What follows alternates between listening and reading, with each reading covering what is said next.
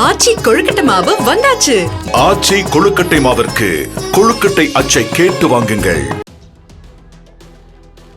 வேளாங்கண்ணி பேராலய ஆண்டு திருவிழாவை ஒட்டி சென்னைக்கு இயக்கப்பட்ட சிறப்பு பேருந்தில் இடம் பிடிப்பதில் ஏற்பட்ட தகராறில் பயணிகள் ஒருவரை ஒருவர் தாக்கிக் கொண்டது குறித்து போலீசார் விசாரித்து வருகின்றனர். வேளாங்கண்ணியில் இருந்து ஞாயிற்றுக்கிழமை இரவு புறப்பட்ட பேருந்தில் சில இளைஞர்கள் மது மற்றும் கஞ்சா போதையில் முண்டியடித்துக் கொண்டு ஏறியதாக கூறப்படுகிறது. அப்போது ஒரு பெண்ணிற்கும் அந்த இளைஞர்களுக்கும் இடையே வாக்குவாதம் ஏற்பட்டு ஒருவரை ஒருவர் தாக்கிக் கொண்டதாக கூறப்படுகிறது.